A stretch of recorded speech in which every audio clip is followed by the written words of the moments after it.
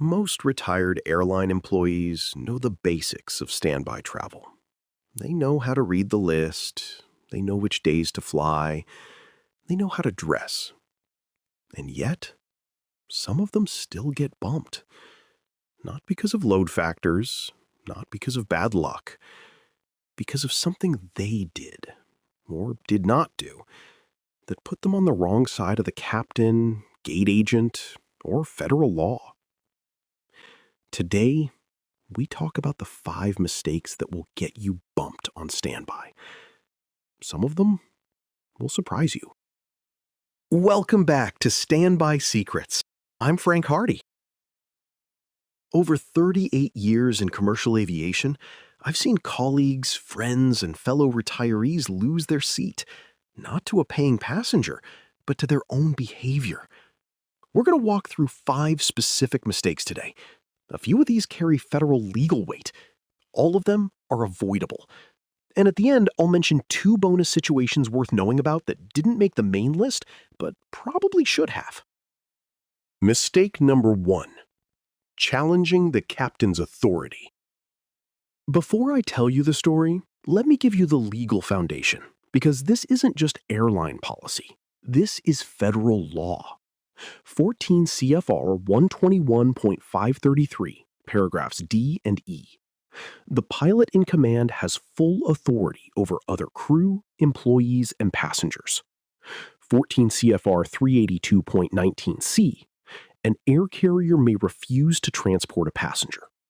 And 49 U.S.C. 44902, the captain may refuse to provide transportation to any passenger.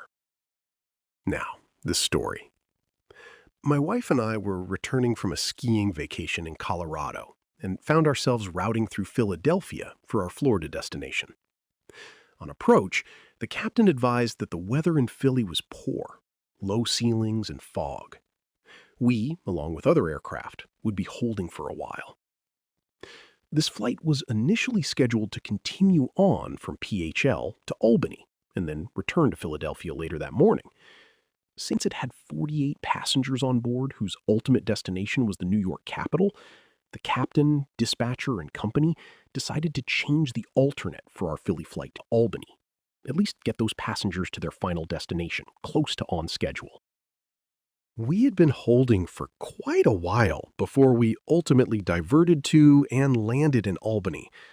All our passengers disembarked, those scheduled to make connecting flights in Philadelphia were rebooked, and standbys retreated to the corners where we normally reside.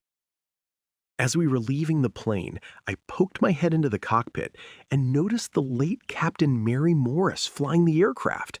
She was very busy, but recognized me and gave a quick smile and said, "I'll talk with you in a bit."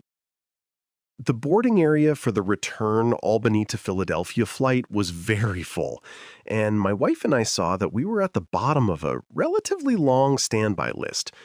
Since we were never expecting to be in New York, we were obviously the last of the standbys. It did not look good.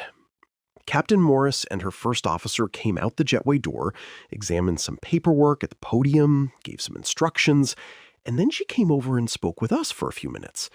We were standing far from the gate area, trying to disappear into the woodwork. The gate agents knew about us, no need to create more problems. After our chat, Captain Morris went back down the bridge, preparing for her new load of passengers.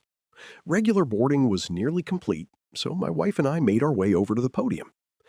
That's when we noticed we were number 1 on the standby list. Another retiree noticed too. He was rather irate, having lost his position to others he felt should be below him on the list.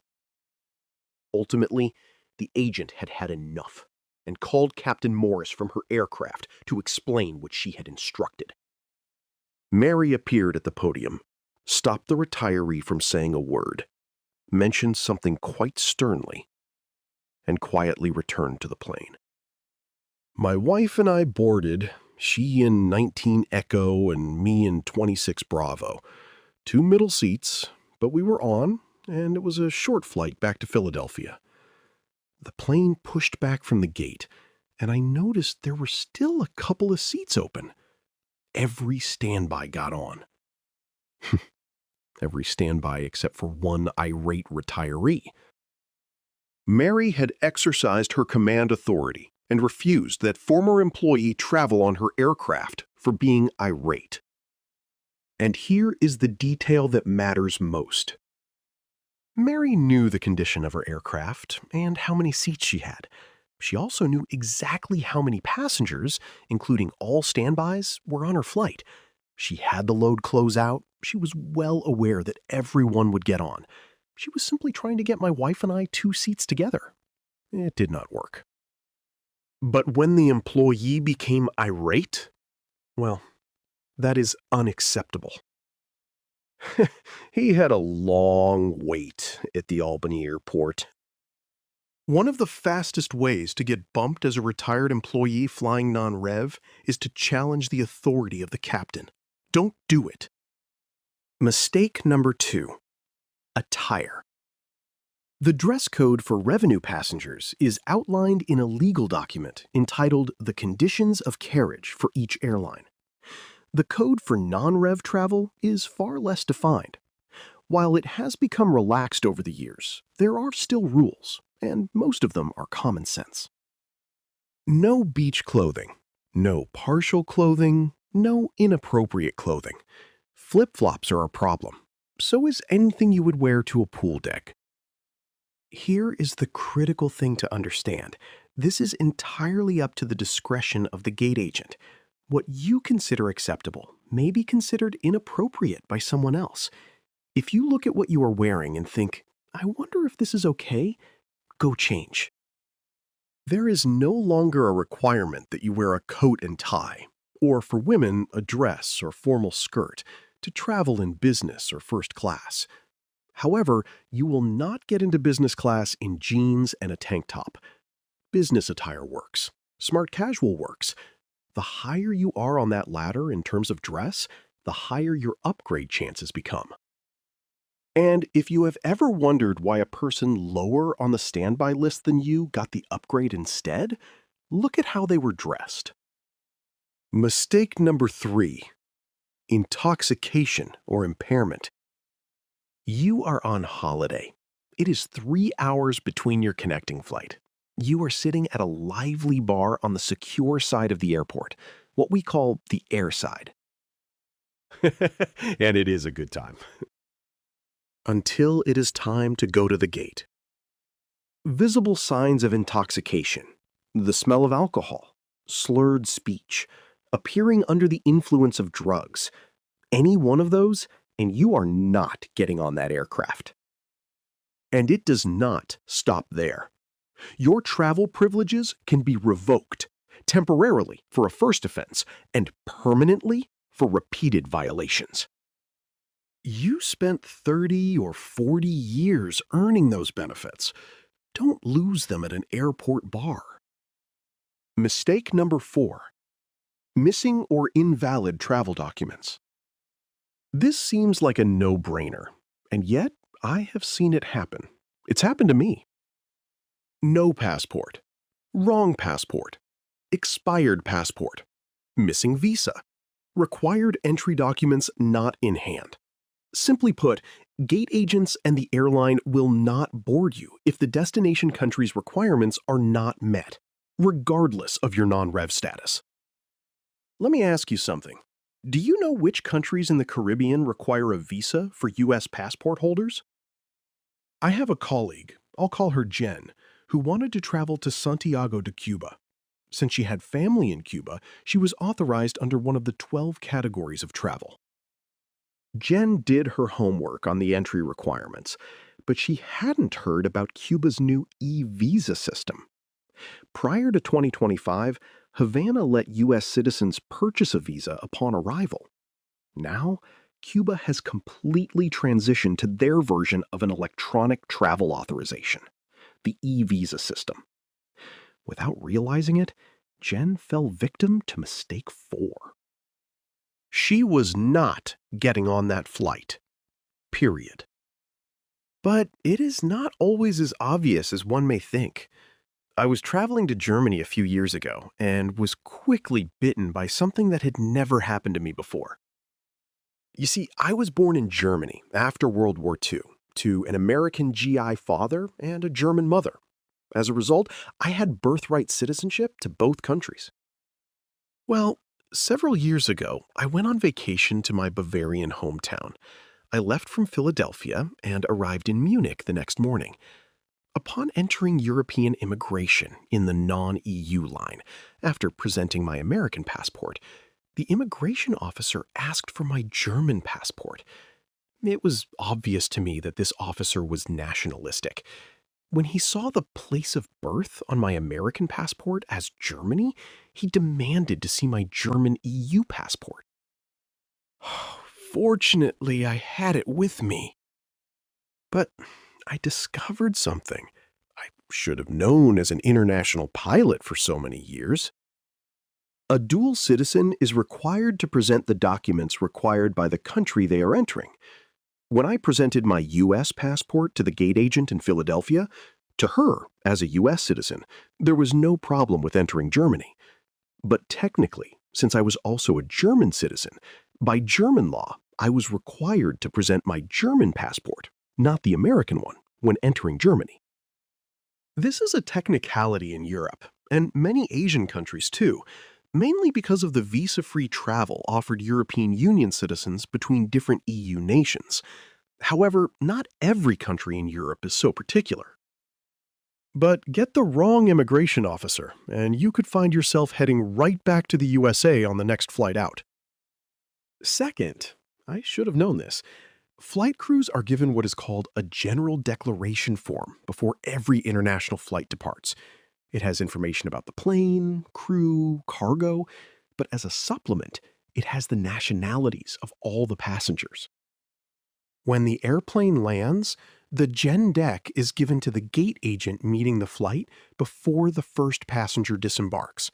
That document is sent to immigration, and when the passengers clear, the numbers given on the document must equal the actual nationalities of the passengers cleared. In large airports, this equation is nearly impossible to carry out because passengers are mixed between flights. However, many smaller foreign airports, like Munich, strategically separate them. And don't get hung up on international travel. Remember, the TSA requires that all domestic passengers have real ID, even on flights from San Diego to Los Angeles. The lesson is simple. Check your documents before you leave the house. Check them again at the airport. Expiration dates matter. Visas matter. Entry authorizations matter. When you arrive in any country, use the document of that country if you have one. And remember, things change. Countries change their requirements too. And finally, non-rev status gives you no special consideration when it comes to the immigration requirements of a foreign government. Mistake number 5. Medical or fitness to fly issues, specifically required vaccinations and health documentation. Ever since COVID, airlines have become extremely attentive to medical conditions on all flights, but this goes well beyond COVID. It used to be that if you travel to certain countries in Africa or South America, vaccines were required. Now a whole new set of medical requirements are demanded not only by the airlines, but also by the countries you enter, pass through, or simply lay over in. And here is the part that catches people off guard. It is the airline's responsibility to ensure that non-rev passengers have the required vaccines and documentary proof to enter the appropriate country. The airline carries the liability, which means they will not let you on if you cannot prove compliance. Let me give you a few examples. Do you know you legally need the meningococcal vaccine to enter Saudi Arabia for Hajj and Umrah? Do you know that if you stop in Kenya on your way to diving in South Africa, you legally need proof of a yellow fever vaccine? Do you know you need proof of the 2-dose Japanese encephalitis vaccine when traveling to rural Thailand or Vietnam if you recently passed through or spent time in Africa or South America? Do you know that while China does not directly mandate vaccines, you may be asked to provide proof of malaria prophylaxis if you're visiting rural Yunnan or Hainan? That determination is entirely up to the immigration officer. Imagine arriving after a 15-hour flight from Dallas-Fort Worth and a Chinese immigration officer decides to reject your entry because you did not have an optional vaccination? You are right back on that same aircraft several hours later on your way back home. The world is more connected than ever, and so are its health requirements. Before any international trip, check the entry requirements for every country you will enter, transit through, or lay over in, not just your final destination. And remember, optional in some countries means mandatory. The only true option is whether the officer decides to mandate it. Now, two bonus situations I want to mention that didn't make the main list but are worth knowing. Bonus number 1. Disruptive, aggressive, or non-compliant behavior. Arguing with gate agents, arguing with other crew members, arguing with passengers, refusing to follow instructions, creating a disturbance before boarding. This is separate from anything involving the captain, and it is a frequent reason non-revs get pulled off the list or deplaned after boarding. The gate agent has the authority to remove you from the list before you ever get near the jetway. Stay calm.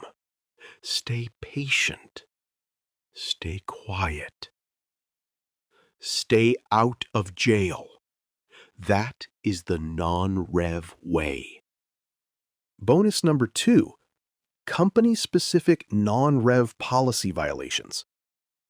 With today's apps and online portals, retired non-rev travelers have tremendous flexibility to manage and change their travel plans quickly. Those are benefits, and with benefits comes responsibility. Flying internationally requires the payment of certain taxes. When you list, you know exactly how much those will be. When you book a Z fare on a code-share airline or arrange a buddy pass for a friend or family member, you see those charges too. They accumulate, and the company expects them to be paid in a timely manner. If you have an outstanding travel debt to the airline, or if a recent termination has affected your non-rev eligibility, it could be very embarrassing at the ticket counter or gate. Know your account status before you travel. 5 mistakes. All of them avoidable, all of them capable of ending your trip before it starts. The retired employees who travel smoothly for decades are not just lucky, they are prepared. They know the rules, they respect the people enforcing them, and they never give anyone a reason to pull them off the list. If this kind of practical, experience-based guidance is what you have been looking for, subscribe and hit the bell. Every video on this channel is built specifically for retired airline employees and the people traveling with them. Drop a comment and tell me if any of these have happened to you, or if you have witnessed one of these at the gate. I read every one. In the next video, we will examine how I flew business class for $0. I'll see you in the next video.